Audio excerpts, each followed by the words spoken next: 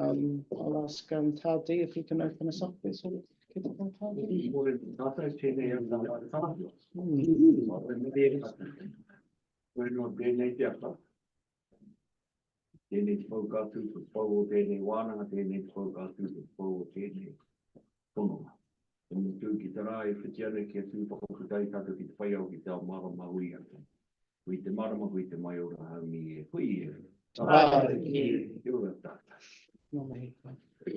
So yeah, as usual, running in at 9 o'clock.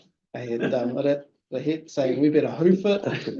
Everyone piled out of there at the same time. We've got guests, Manuhiri here today. So you're just looking to kick straight into the official stuff, and then we'll let them in after that. Doug? Yep. Cool. Also, anything around agenda items or anything to change? All good. Good agenda today. Apologies. Any apologies? Can't quite take those as just by consensus. No, we'll just keep running through. The declaration of trustees and CEO interests. Any amendments or changes to those? Just your one? Oh, yeah.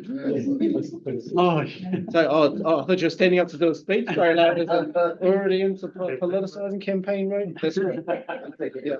We were all saying if we lived down there, yeah, you would have had our vote, but you don't. Just going through the minutes on the open meeting.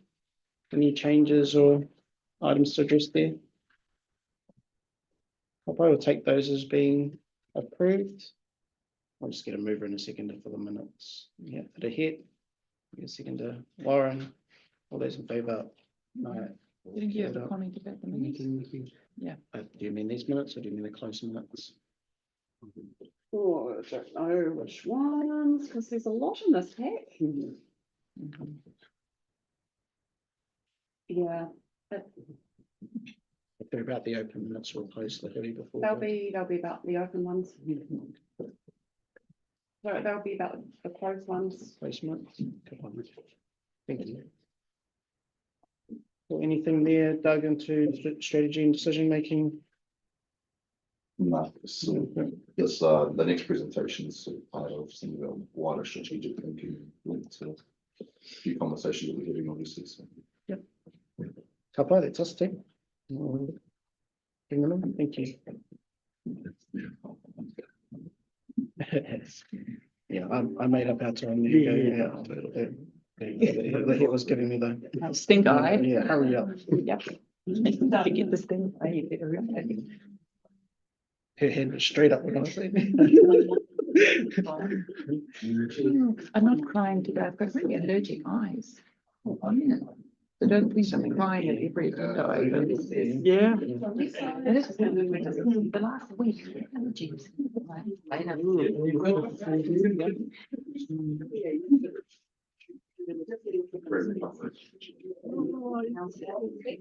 Yeah.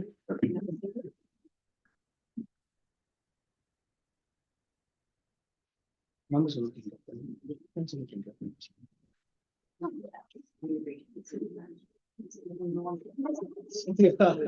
Fire and pulse collection. Is that the auditors? I reckon that's part of their training. Yeah, that's Even if there's nothing to find, doesn't really go.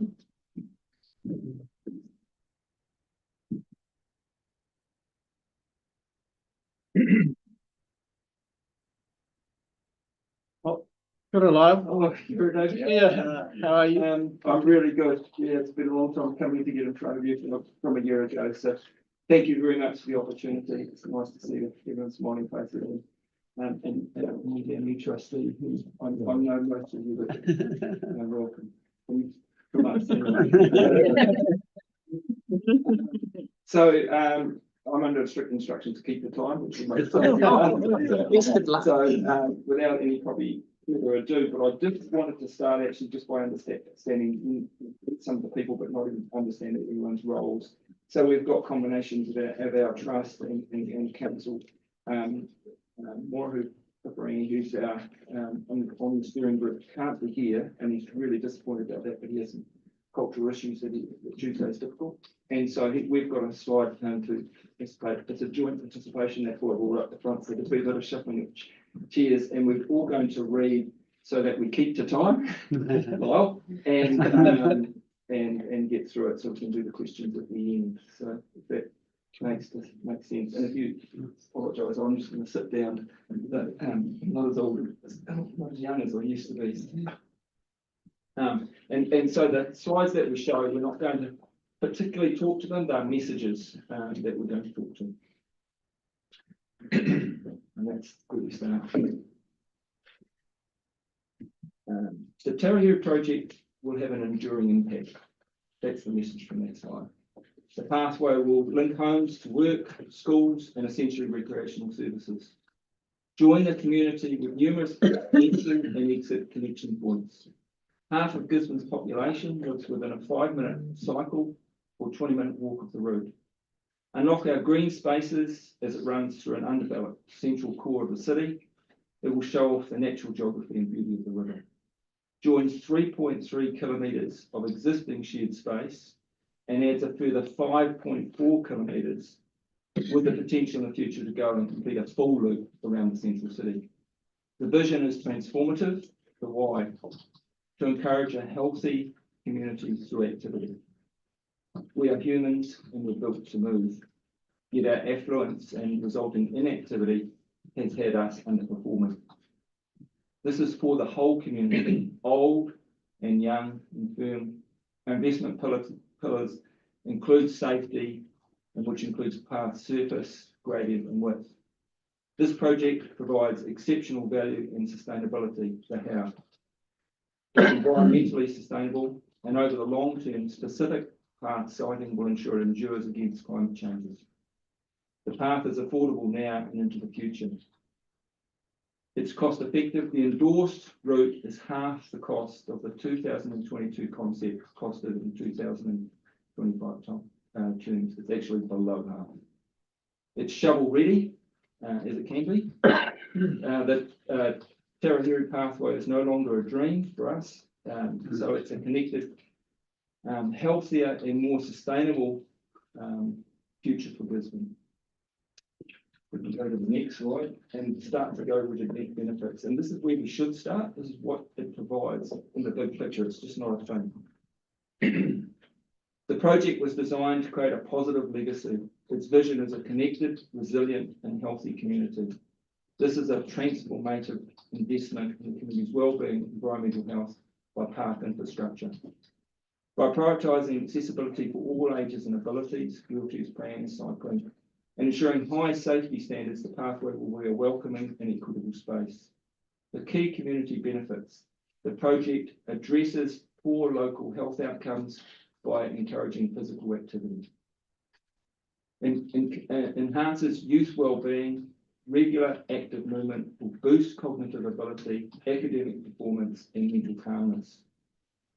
Delivers a low-cost alternative transport method, reducing reliance on cars and lowering emissions. Enables social connection, bringing families and friends together, strengthening community bonds, and providing vibrant, safe amenities. Honours mana whenua aspirations by restoring the river environment, fostering a sense of pride and guardianship of the land. Addresses rising river levels and improves community safety by upgrading a critical tsunami evacuation route. Ensures that it remains an asset for future generations. In summary, the project creates a safe, accessible and culturally aligned space that delivers long-term health benefits, environmental and social benefits, while strengthening the community against future risks. Now talking hearing, I'm Sheridan Andrew. This pathway will change us. A friend explained how entering the space, we couldn't take out or cutting it, it's like entering a very building. As we pass through to the pole to Rongo, the back wall of the meeting house, we experience all on offer and leave the space in a changed state, having taken on many benefits, be they knowledge, community, economic, environmental or relational benefits. In other words, mā tauranga, hapuri, tūhono, Kaiao and Ohana, the very basis of the Tairāwhiti Economic Action Plan. This overview of the pathway benefits graphically shows the transformative nature of this investment and the likely outcomes. It shows what can and can't be quantified under the Treasury Wellbeing Model, although benefits of the unquantified are also known. The green flows, these are the benefits that have been monetised, and the grey are those not monetised. As an example, you'll see that an increased connection to nature and the resulting increased tourism can be quantified. Less easily quantified is the impact of the increased connection to community,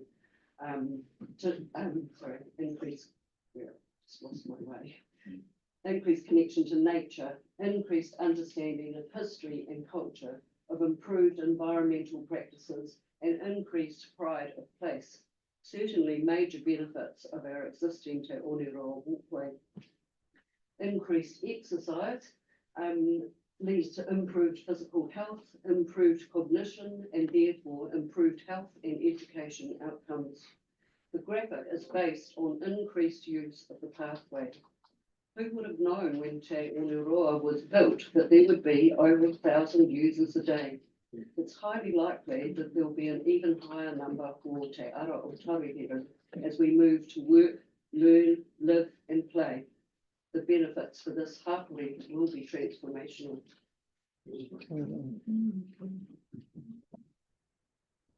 That's why it was, what Sheridan was just saying, and completes the sort of benefit part of the presentation. Before finalising our business case, the steering group commissioned a professional economic wellbeing report from Kahara Insights. The goal was to monetise the benefits using credible, accepted, ensuring our business case was robust, and that was very inspired people into that. After running a closed request for proposal process, the steering group selected Tairāwhiti because they had local experience, and that was with Tairāwhiti, and had a specialist in economic, educational economics, which was critical for our analysis. We provided Tairāwhiti with all our collected evidence, and it's been an evidence-based case, capital costs, maintenance, demand, a whole lot of stuff. The analysis uses Treasury accepted models for wellbeing benefits, and that's one of the problems that Sheridan just pointed out. It doesn't cover everything. The report is deliberately conservative, particularly around demand projections. Some benefits are excluded, and I won't go into that because Sheridan's covered that. The product has an incredible return on investment with total estimated benefits of 252 million. And of costs, including maintenance in today's terms over 40 years. So the capital cost and the maintenance of 18.7 million. So a net present value of the net benefits of 233 million after maintenance. And expressing it another way, for every dollar you spend, you get $13.50 of benefit. So, you know, it's right up there. The benefits cost analysis also highlights, and this is on this slide, who benefits, the individual benefits, the community benefits. And in the community, that's all of us plus central government. So, you know, there's a huge benefit from this case. At our request, and this was late in the piece after we contract and got a deal, Tairāwhiti summarised the benefits under the Tairāwhiti Wellbeing Framework, which we're really grateful they did. The report confirms this project is an exceptional investment as it delivers massive evidence-based value to the Tairāwhiti region, even under conservative assumptions.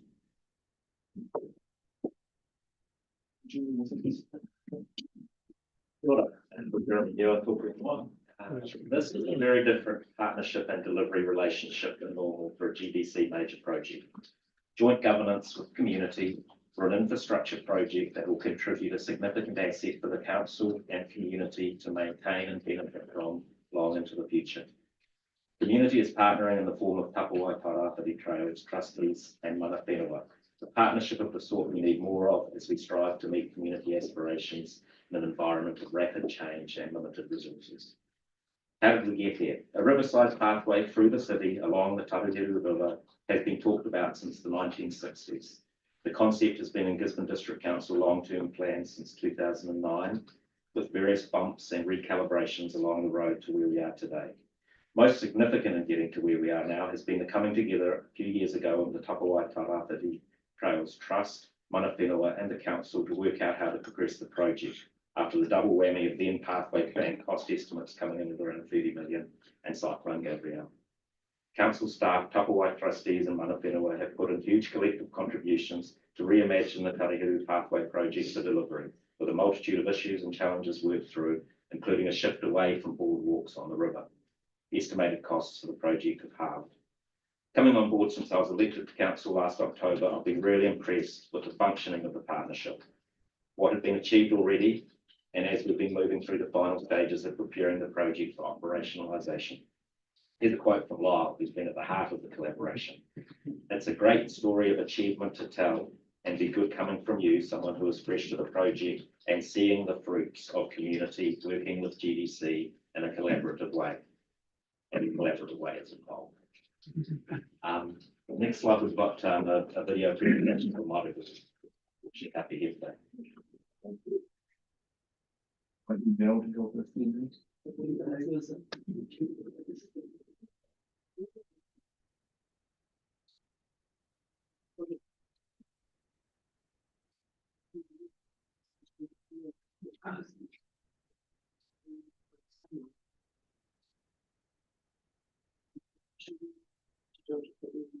Yeah.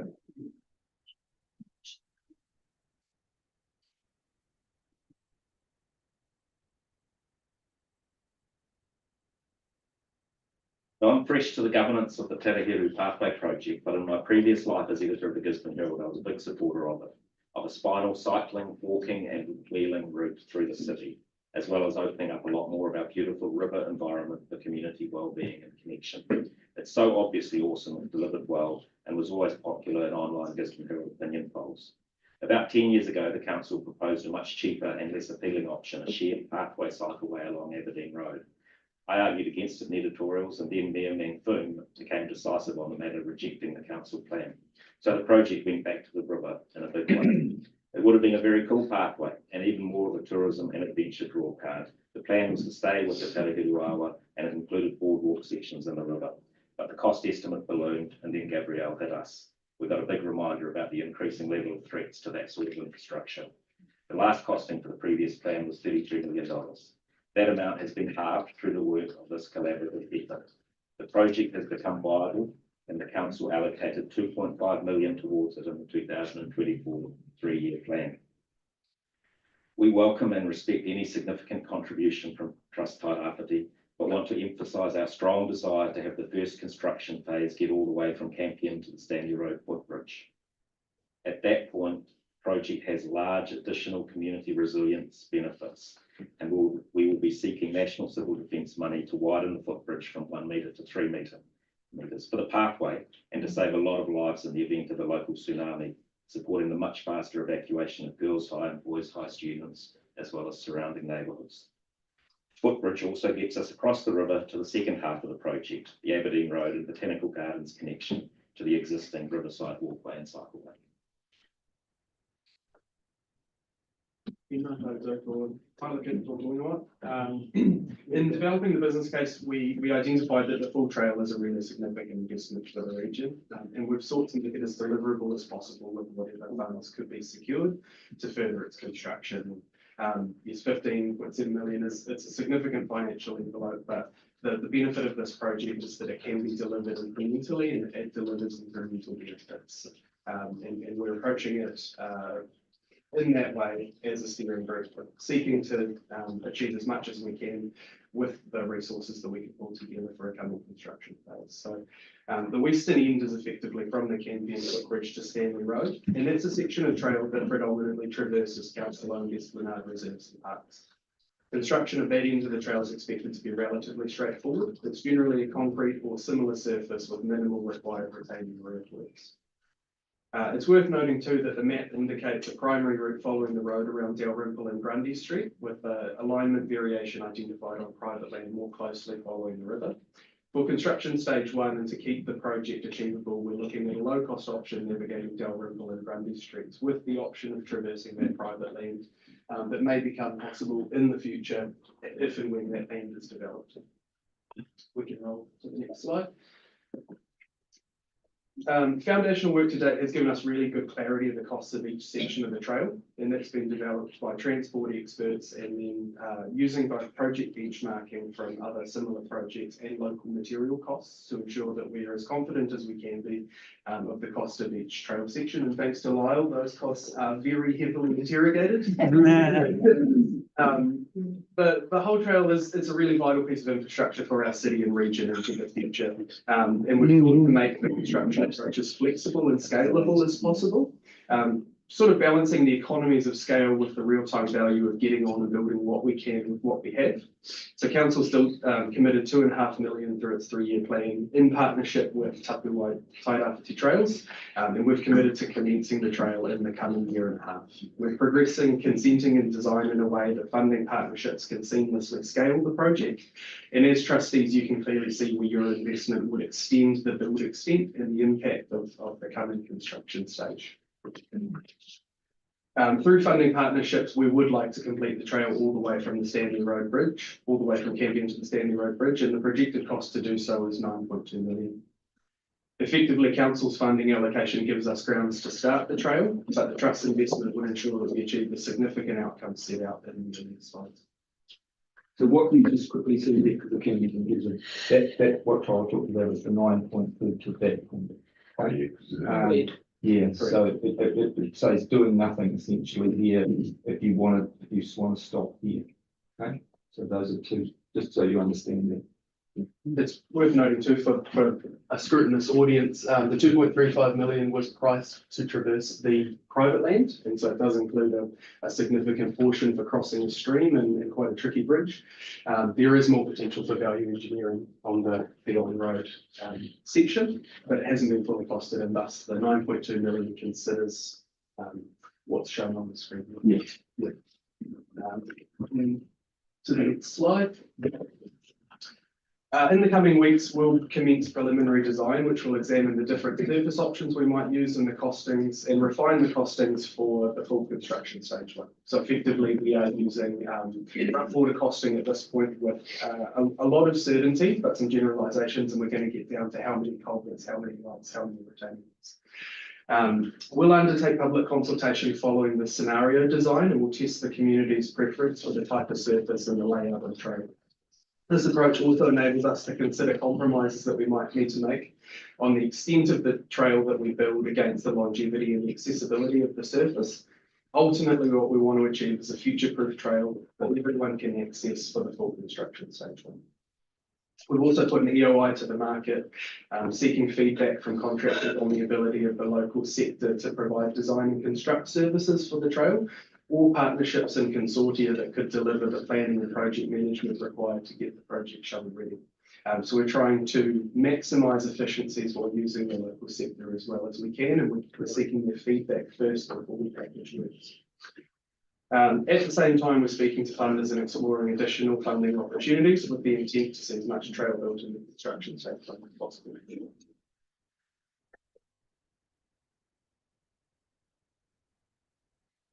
What we're seeking, we'd really like you to come on board as a partner and collaborator, if you would like to.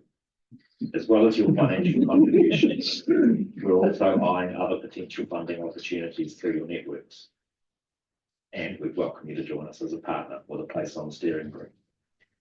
We know this project aligns well with your Trust Tairāwhiti Wellbeing Framework. Our setup has been influenced by our pillars came from that. We also welcome your suggestion for the most appropriate applicant entity for Te Aroha of Tairāwhiti, the Tairāwhiti Trails Trust, August and District Council. In today's resource-constrained realities, regional leaders need to collaborate and partner well and more broadly with community to make the most of what we have, to work together and speak with a unified voice on the issues that matter, to realise our collective ambitions and to be proud of the region we're leaving to our mothering. I'm determined that in this project we prove the success and the opportunities of the council partnering with community. It was the Tairāwhiti Trails Trust that really rescued the project, recognising the opportunity and also the fundamental weaknesses in the scope of the boardwalk tourism-friendly pathway plan, costing around 30 million.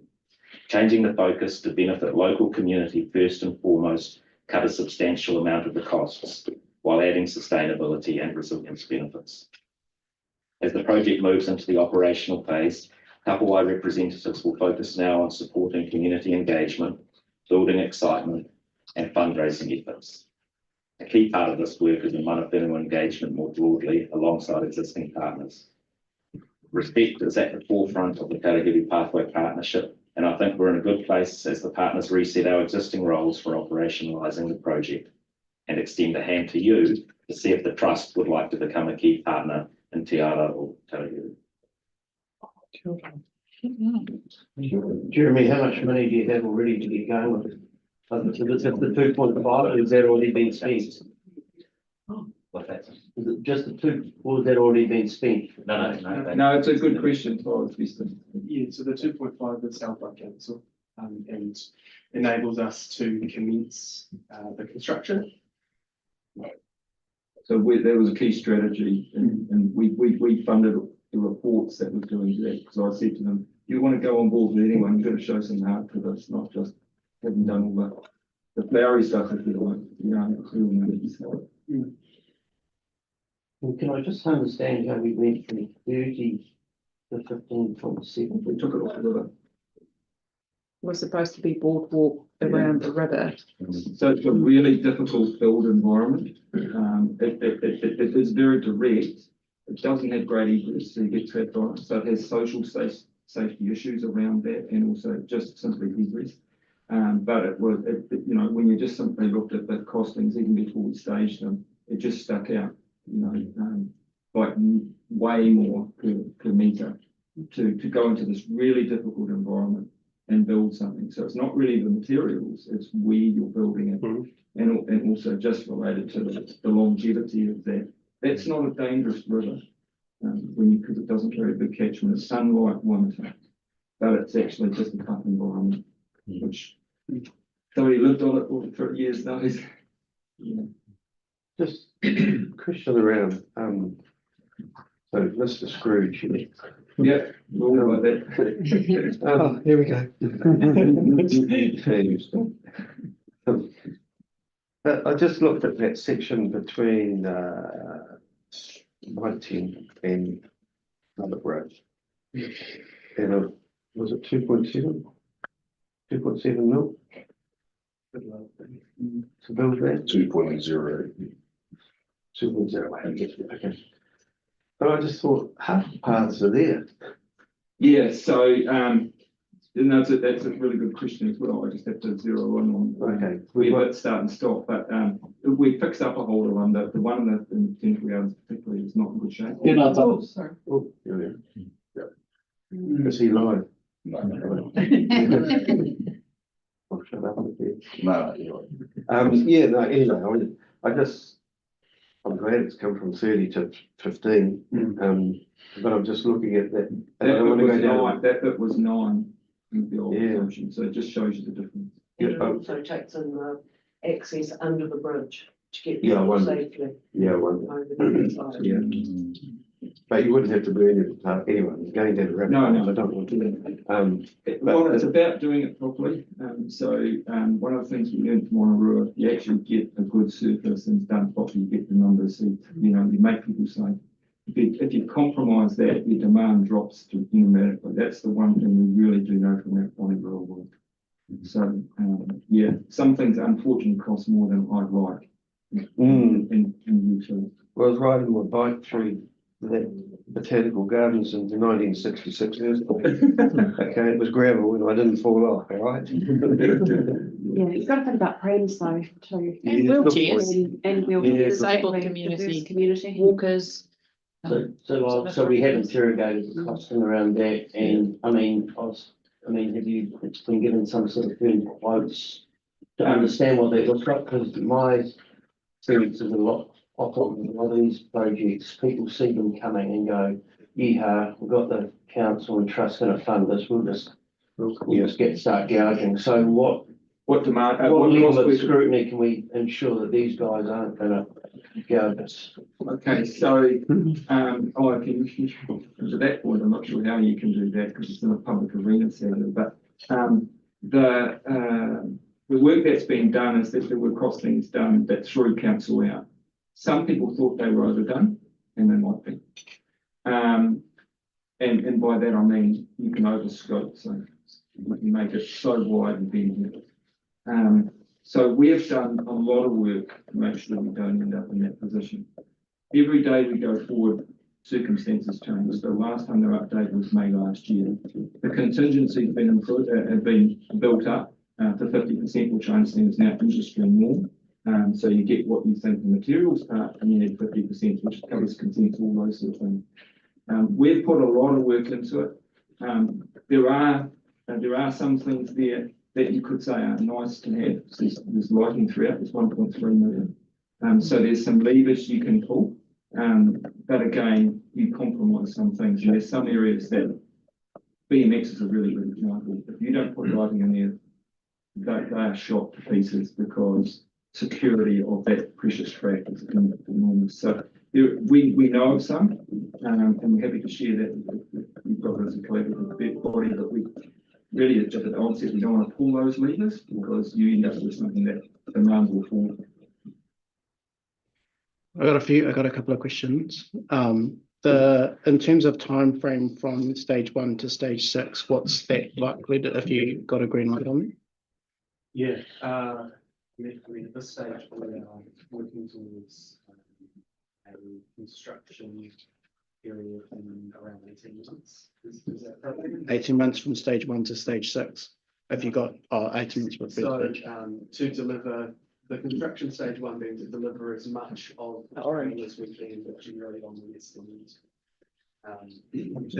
That's 18 months to commence construction as well, and the duration of construction will depend on its extent and the amount of funding partnerships that we have to enable it. Generally, it's a relatively straightforward construction on the western end, though. It's largely off-road concrete park that we get a lot done in a short period of time. Can I ask you a question about too, because I know where you're coming from in that there's some new for the public. When does it happen? Yeah.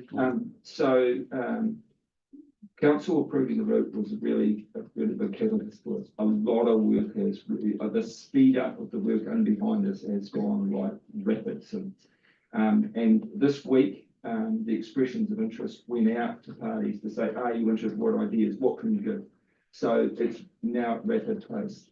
But part of that is like consents, consultation of that. So you might not even get the contracted bit done until early next year. And then the building through. So there's limits to when you can actually start. So you have everyone just about ready to go. And of course, building through winter is not ideal for anyone in the cost. So we would have loved to have been doing this like in last year, if you like. That's the reality of that process. So you're looking at maybe if everything went well for stage 1, you're 2028 before you're fully completed for that first stage, the red piece. Is that right? For complete construction. I'm just trying to work out. So if one of the benefits of it is it's full connection up to the current lot, which is end of stage 6 at the end, is that another couple of years after that before if you with funding partnership, we could progress it. It's way from our to split construction in this way has been it sort of balances the skill sets that we'll need to construct stage 1 being a little simpler, and it makes sense to design and consent that all together. And we have excluded the design and consent for this of the trail because it would require different skill sets and be slightly more complex. If we're funding partnerships from the outset to build the full trail, we'll basically do them simultaneously, but still stage the construction from this to east. We'll be able to break ground at the western end of the trail soon if you can. Yeah. I know I'm sure we're trying to bite size off, the whale, just bite the whale, one mouthful at a time. It's just good to understand because conceptually what would probably happen, what's likely to happen is even if there was an agreement in part of these stages, the trust would likely come back to the trustee and look at the whole lot. So that's good to have that in mind. Once we seem to start with something from a trust perspective, it's expected we deliver a lot longer. And by starting at the western end, from my view, if we want to connect it all the way up and create a full trail, you don't want to be left with some abandoned piece of trail at one end and not bring it all together as one to get all of those benefits that you were talking about Yeah. before, Lyle, because it all needs to connect up. Otherwise, it's not really a trail, it's just pathway. Some do it. It might be worth pointing out that it is doable at the moment, like you can bike from the end of Mitre 10, you can bike along the road down to Thompson Street, through Botanical Gardens, and then go over Roebuck Road, down Aberdeen Road, Stanley Road, and then you're at that spot. So it's not like it's not doable now, but it's the safety aspect that would be, once the whole thing was built, it would make a huge difference. But yeah, that is bikeable, walkable, etc. But it's having the complete. Yeah, couple, I think you, sorry, I had a question. Have you had any discussions yet with the Aberdeen Road people? Or any community day or anything yet, or is that next steps to then get some excitement in there? Because those are discussions about parking on one side of the road, which I know as a mayor, people take very seriously. But if we sell this to that community, I'm sure they would be very excited about it. But I would suggest early discussions to get people excited about it. So when you have those discussions, it's not as tough. They don't feel it's dropped on them. Good feedback. Yeah, and while it might be a, path out the front door, it's an access for the kids to schools and to town. Yep. Yeah, it's the whole story we tell. Yeah. And what we've been careful with at the moment is because we're looking at construction phase 1 primarily, is being careful in our homes that that's the section that we're currently focusing on in designing, and that people will have really valid feedback here, and that they have the opportunity to provide that, sign up for updates. But presently, we're also focused more on the western end until such time as we have funding partnerships to look at the wider trail. We don't want to confuse the community around our intentions to build here when primarily we're connecting on the western end. We do have quite a bit of informal data though around the issues that you just mentioned, and that from observation, talking to someone, with the community, so groups of people, but not in the form of an open consultation. Sorry, Lyle, what's the reason you're starting with one because it's easier? Look, that's a really good question as well, because there are two approaches, and we tried to put in quite a bit of work looking at where people actually do travel and their motivations to actually try and do that. It wasn't clear cut. So, and so this was about achieving something and getting it along, and that's way easier from that end. But there is no natural answer to that. I mentioned the schools again, with the links to all the schools. To Uria, Maui, Lytton, Riverdale, there's the bulk of the schools in the area, so it's seen as the major part of it. My family knows that route to school. Awesome.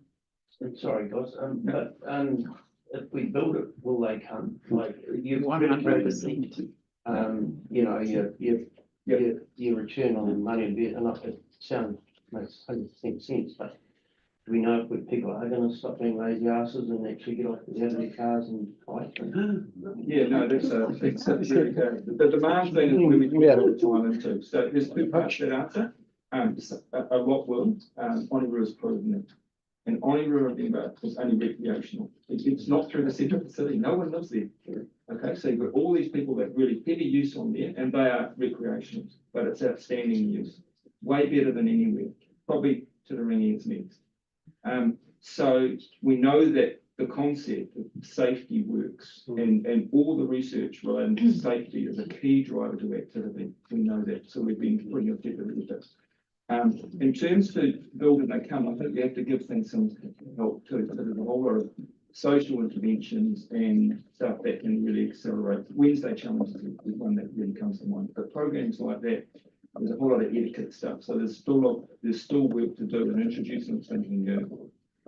But yeah, what was really interesting for us when we got the Honeyroo statistics that you guys helped fund partly, by the way, I came to here. So thank you. And so it was data driven, was the people who had done the initial demand work were really excited by it. Okay, because they were predicated, a lot of their initial work on cyclists going down this track. This is not a track that just goes east to west. This comes in from everywhere. So, you know, that's the nature. It's got lots of exit points and entry points. And so when they, and on roads, 80% pedestrian and 20% cyclists. Okay, so just remember that. They were really excited by that. That gave them some confidence in their own demand numbers. When we did the business case, that was pulled back a bit, right? That was deliberately done by our consultants. And when you hear numbers of users, these are new users. So these are not people substituting where they currently exercise. These are new people. So it's a bit of both. To answer your question. Can I just add something to that? So at the moment, we have another counter near Mitre 10, and there's about 400 a day going there, but that is only a small part. Like, we need more counters to get what's happening further on down towards Thompson Street, because a lot of people commute from over. And also to note that our long-term vision is to create a circuit right back to Onuroa. And that, you know, that will bring in far more people that's doing a whole circuit of tourism or whatever. But you know, I definitely think that people are going to use it. You just have to go any day. I mean, I'm on there all the time. We all are. And the number of families biking, walking, scooting, pramming, whatever, it's quite amazing. And it'll only grow as the further people can go. Such massive benefits that we've got parents who are comfortable sending their kids off to school on a safe route rather than driving. The big parts of those cost efficiency are actually when you're trying to avoid the two roads. So avoiding road will be very strict. That part. If you try and cross from Stout Street through that, you know that you're in danger in a car, let alone pushing a pram around. And the same in Lytton Road. That they are expensive to navigate because of just what they are. I'm going to pull it back a little bit. Can we just view Morihu's message to the trustees? And then a couple of more questions and then we'll come back around. Tēnā tātou te whānau. Tēnei rā te mihi kia koutou te Tairāwhiti o te Tairāwhiti, Trust Tairāwhiti, mō tō koutou kā ki te tautoko i ngā kaupapa o te Tairāwhiti. Tēnā rā koutou. Firstly, acknowledgements to Trust Tairāwhiti for your continued support of our kaupapa here at Te Tairāwhiti. I've come online today to talk about our kaupapa Tapuai Tairāwhiti and now working together to create a walk and cycleway along the Tairāwhiti Awa. We're looking at putting storyboards up to talk about our early history, tangata whenua history, waka kōrero, through to our missionaries, our traders, and our settler kōrero. Kia ora tātou. More of you amazing. I didn't know we talked this. He's a true. I'll see him next week at work. He'll give it to me. I'll tell him he did very well. Just any quick fire last questions. Just the contingency is allowable 50%. I wonder had the reverse paradigm been considered, in fact, incentivizing some people to not come in above the contract. So it's kind of a little bit of a paradigm shift. Yeah. So I'll just throw that out. I'll just clarify on that. The contingency that we've used is 30%. So it's 20 and 30. Yeah, and the allowance for professional services is 20%. 20% professional services is pretty in line with a project of this nature. That tends to be 17 to 19%. 30% contingency is typical for a project at this stage of its construction, and the idea is that as our designs become more developed, the contingency reduces. And so hopefully those are savings that we can achieve in the project, but it does allow for the fact that, for instance, there could be additional complex stages of the construction that we discover through government redesign, but the intent is absolutely to pull back the contingencies we get on certain construction. Okay, right. Yeah, no, clarifies. Yeah, no. It went up. The bit that went up was the 20 was always there. And then there was another 20 that was increased through this process to 30. That wasn't the underwriting, that was the consultant. Anyway, the same question. So I know, it's the same, and that's why being really competitive and seeking people out who can do it really good. Well, is there any sense of capability from the locals to deliver? No? They don't have that sense. We have so, even in the EOI that we run at the moment is to ask the construction sector how they could provide the services, how they would best combine for partnerships and consortia to deliver elements of the project, and then the steering group will evaluate the responses of the sector and decide how to package up works through a more formal thing. But first, effectively, we've said, look, we'd like the local sector to respond to this project and something that is possible. Let's take their feedback on how they can do it. Okay, I'm going to ask TP for his question now. Sorry, He's put his hand up a few times. That's right. Just a quick question on stage 3, with the Dalrymple one, and there's the variation part. So it's 2.35 million. So that doesn't include the cost of variation? No, the variation that's shown there was actually the original plan. Yeah. Yeah. Okay, yeah. And what would the blue dotted line be? If that was going to be the optionality going forward, cost wise? So the blue dotted line was costed at 2.35, and the variation is to. No, could you bring it a bit smaller? Preliminary design is. So So that 2.35 is this. Yeah, correct. To the. So that's an area, Yeah. that's an area where we will refine the costing of stage 1. And that land's not available to us. How challenging would that be to achieve that? Because I think that's pretty critical to this. Crossing of private land. Yeah, so how big is that challenge? Well, yeah, probably Doug, to be honest, I'd rather the cameras be off, so we perhaps can do that. Yeah. Good. Sorry.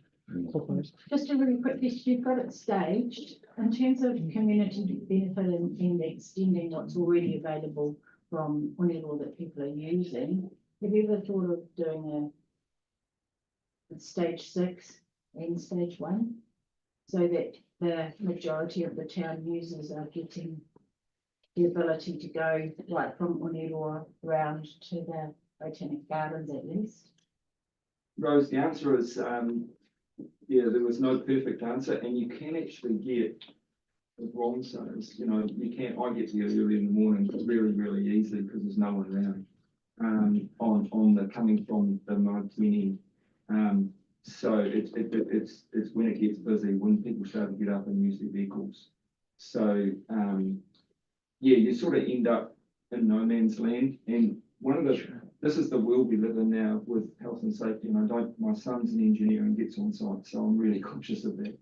But you know, that has thrown a lot of issues when you're anywhere near roads. So we avoid that in terms of getting, I think it's only 3 kilometres done. It's not all about just getting things done, answering the right, you know, where should it start? Where is the natural place? But again, we did some work on that. It wasn't totally completed, but it was never clear cut. And you know, the driving of trying to get people, particularly from Kaiti to the schools, you know, that was sort of in contrast with bringing people the other way. It wasn't easy. I've got 2 quick last questions and then we'll wrap it up. That's okay. In terms of the GDC's funding that's come in, is that premised on a section of a stage being done? So they signed off on their funding if stage 1 is done, or if stage 6 is done, or is it a total package? Signed off on staged delivery. It's flexible. It's flexible. So in conversations, if that changed along the way, that could be something that, like if you did decide to do certain parts of it at a different time. So the optionality, what was the final decision it had? So they've always had optionality, we've put that in. Council actually wants us to go back to them when we've done some more work on a whole lot of stuff to actually say what else on this one there. Lovely. Yeah. And any other funders currently in the field except for the Not trust? to the same degree that you guys have always been in our focus, but that's why the relationship's important. You've got really good connections through the relationships that you have with all the funders in the district and wider. So, we see that from selfishly just from funding, but in the partnership sense, it's been a really good relationship here. In multiple ways of looking at that too. Awesome. Very good presentation. Yeah. Kia ora koutou, for all your work. Yeah, we'll leave it with us and we'll have Doug and the team come back through. Hopefully we haven't been too harsh on some of our questions and remember where our focuses are, and they were really grateful for the Mahi Island team. And we know that there's a lot that's gone on to it, and thank you for coming back and talking to us about it. Thanks for that. Kia ora, thank you.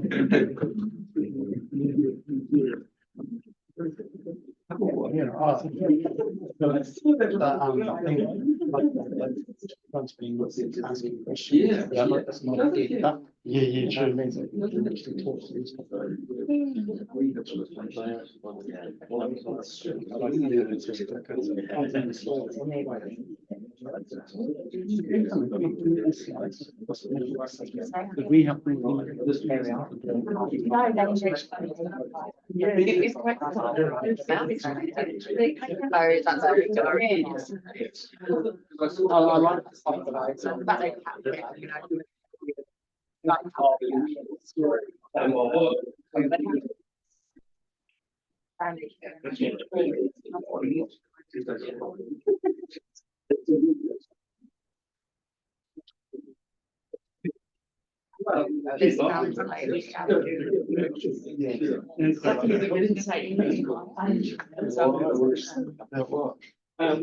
We try to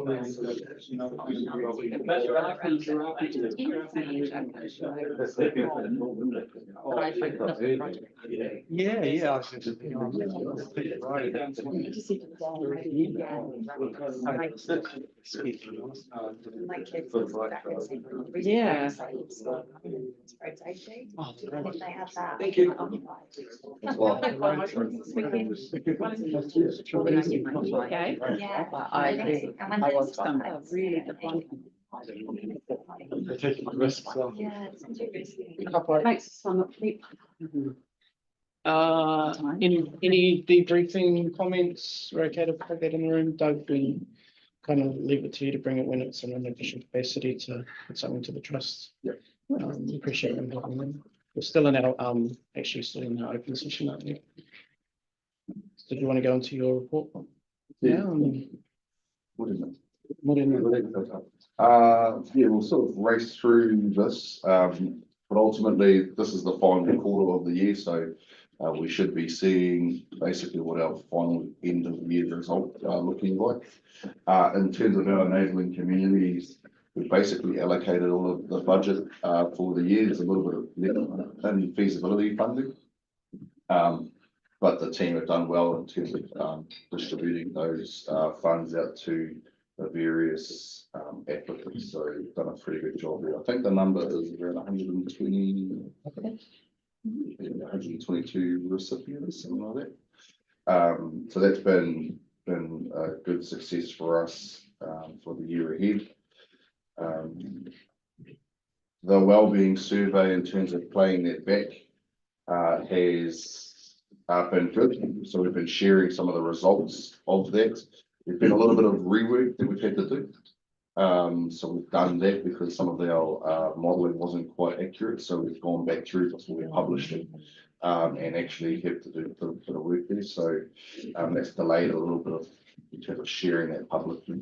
But we should have that out to the dashboards and insights with our comms team. They are live now. Next couple of weeks, they will be able to. Yeah. But that's been good. So, but what you will see is that in our KPIs, we haven't hit it, and that's because we've been hard on ourselves by saying we needed to distribute a report. So, in terms of timing, we do the survey in October. Usually, you get the results by finish the survey mid-November, early December. It goes through the wash in terms of trying to work through the themes. We were hopeful that we'd have a report out by the 31st of March, but what we've come to learn is that we're never going to hit that date. So we're never going to deliver on that KPI. So the report will only even be available at its earliest, probably end of April, early May. So SLT are sort of reviewing that KPI, particularly for the year ahead, to see what's actually a better reflection of delivery. Is it, for example, the survey is completed rather than the report aspect of it? Because that's probably the real guts of it, is actually your work's put in to get the survey out there and get our 1,000 respondents, rather than actually having a report that sort of spits out the results. So it's just something that we've picked up over the last sort of 6 weeks and that working through what they can look like. But we thought we'd been hard on ourselves, and we should be hard on ourselves in terms of our reporting, the KPIs at the end. In terms of mahi kotiaki, the Marae solar projects, I mean, at the end, and we've had really good positive responses to that, so much so that 2.0 is sort of a focus for us, and Ors and the team are working on that. It's looking like anywhere between 6 and 10 more marae to go through the solar 2.0 and in partnership with some of our other partners. So there's a bit of work happening in that space. It's in Oreen's team. The Water for the Economy report that we put out has stimulated and has delivered what we wanted, which was trying to identify different water projects. And as you know, we've got at least 3 that we've supported, and getting a sort of more coordinated approach there. So we're just supporting those applicants to continue pursuing their DD and securing other funding from TPK and others in particular, to make sure that we can deliver on those due diligence and feasibility studies. The rest of it can be taken as read for in terms of mahi kotiaki. In terms of fostering innovation, this is where our BGAs and our business growth come in. So 214 businesses were serviced this year, even with all the disruption from weather events, and a little bit of effort going into supporting those businesses, particularly up the coast. And a lot of the work is really focused on strategy, governance, and AI, incorporating AI into business. So we've done a lot of workshops and targeted workshops there. So that's quite a big success. We have, reminder, moving forward, we have changed that metric to 120 businesses, so we can actually really get a depth of support to these businesses, rather than spreading ourselves too thin. So that's been the change for the year ahead, but we have delivered on our KPI, which was 200 for this year ahead. Our quarterly economic monitoring will come out, and as we know, the tradable sector contributes nearly a quarter of our GDP and 30% of our workforce, and our most, our biggest tradable being logs across the board. So any influence that happens at that space will happen to the rest of the wider Tairāwhiti economy. So we already understand that. We know that probably the data starting to come through pretty significantly around that. So we are doing a little bit of work, particularly around the weather events that happened in January and what the economic impact has been, particularly on the gorge closing. So the port didn't close, but actually our roads and access did.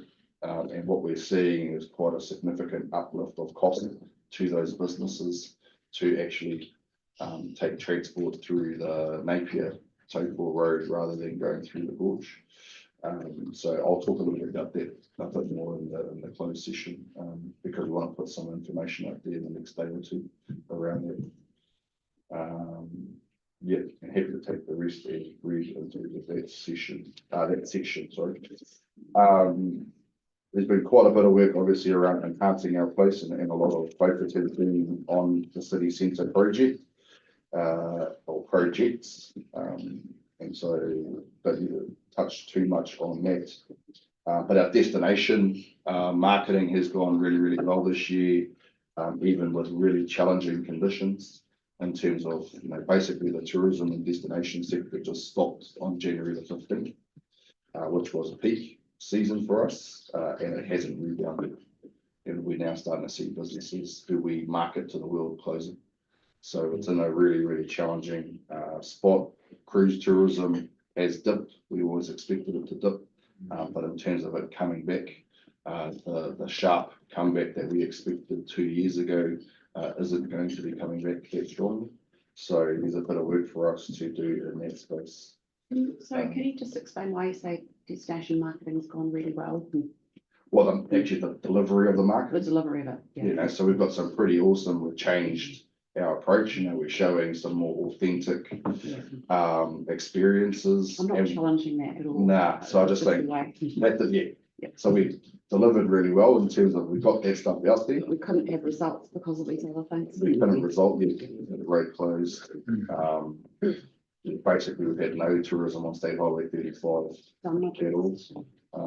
So yeah, it's been challenging and that's reflected in our results, particularly for the quarter, around visitor spend. I think we had 6% for the quarter, our target's 8%. So it's quite a big swing in the part of our sector. So anyway, what we are looking forward to is Hayden and I, or Hayden in particular, is recruiting in terms of the extra capacity in the trust for us. So new thinking, new energy, new relationships for our tourism operators. So hopefully it breathes a bit of life into our tourism operators who need a bit of support right now. That my question is, are we employing really capable people to sell a story that fundamentally isn't there, or isn't resourceful enough as far as actual experiences that we offer? And I don't know anything about tourism, but Yeah, I mean, I can only reflect on the interviews that we had yesterday for the regional manager role.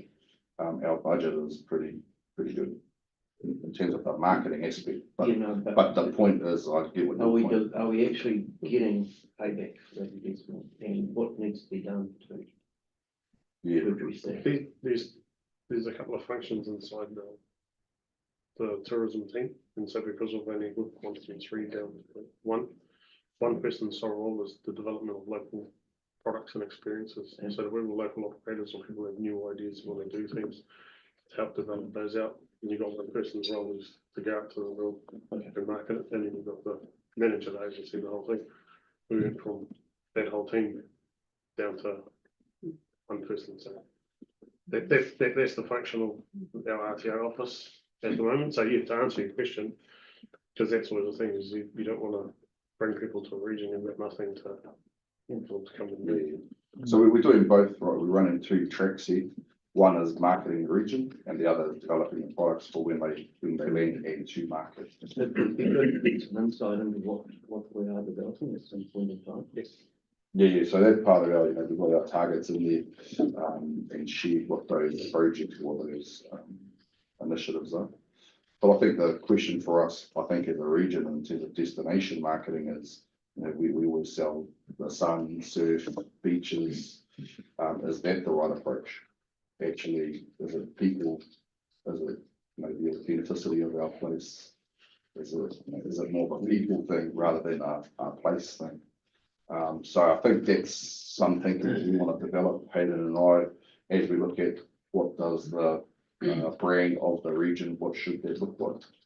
That's probably a couple of years away, maybe 12 to 18 months away, but you know, we're gonna have to do some thinking as a collective, as a region, around what do we want to be selling to. So if we're saying that we're doing this piece really well and we're not getting results because we've got no control over this piece here, can we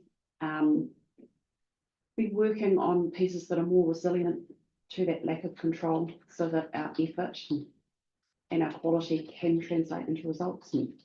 Yeah. I would say though that the economic headwinds for tourism for us are way higher. You know, we've got road access issues. We've got flight transport issues. The 2 main things that bring tourism challenging. So therefore, what we've talked about is the most spend in region is from our domestic neighbours. It's from the Bay of Plenty and the Hawke's Bay. So actually, why don't we put targeted effort and actually use relationships and partnerships? So hence why I say the marketing went well, because we actually increased our footprint. We didn't use our GDC boundaries. We increased it to a Portuguese, and we worked really closely with the Portuguese eyesight, as well as the wider eyesight. those guys don't usually sit in our traditional boundaries, but that's the stretch that we've made because we need the Portuguese eyesight to send people on State Highway 35 or send them on State Highway 2 and same thing in Wairua and Napier. So there's a few things that we're trying to do to shore things up. In demographics, dictate, which is that non-controllable bit, because the boomers were the ones who were actually doing on the cruise ship and things like that, and that demographics dictate the fact that that's going to reduce over time anyway, so not focusing on that, or limited focus on that potentially is a better strategy on it. Yeah, but anyway, I think I was pretty excited by the interviews that we had yesterday and the types of ideas that are going to come through to help us with that. But I want to give Hayden a quick chance to. Yeah, I was just going to say that, just to follow up on your point, and we're aware we can't market our way out of it. So if you can't get here and the products to buy when you get here, what good is the marketing? So well aware of that, and we need to make sure that we can get here, resilient infrastructure, and we need to make sure we've got some fantastic products to actually market. So that's. Yeah, the marketing has a 3 or 4 year tail. When you're talking to guys at a trade show next week, they'll put it in their books, but it's probably 2 years later because they've got to come and test the product, they've got to try it out, then they go back and they put it into the system. So yeah, marketing has a long tail to it, but we need to make sure that we're ready with products and our local infrastructure to be able to deliver on that. And Doug, have we, I think I know the answer to this, but have we literally given up on the notion of a coastal cycleway? Yeah, at the moment, yeah. I mean, the group that's driving it haven't achieved legal consent. They've taken a pause themselves, so it's hard for anyone else to. It's not. I don't think it's the role of the trustees to step in there. We from tourism, though. Yeah. But it's sort of like a cycleway. We're not a delivery of cycleways. We're an enabler of initiatives. Potentially going to be. Great walk. Potentially, yeah. So there's a bit there. Sounds like we need to have a good session on our tourism and destination stuff. So once we get our new bodies in, we are recruiting this week and next week. We should. It'd be good to bring those people in and share some thinking and have a good session with the trustees. Cool. I think that's about it, and I've touched on most of the measures in terms of the KPIs. And so just want to again touch on future leaders. When we set the target of 100 participants, the idea was to have 5 businesses go through that. We changed scope due to cost and price, and so we only decided to do 2 in that pilot, so 2 businesses, hence why the number was 41. So for me, that's defendable, but it is really the conversations that we've just had around tourism and destination. Our visitor spend is down, and the eyesight, there's a trickle down effect of people not turning up to reading for our eyesight target. Our destination management in terms of and destination development.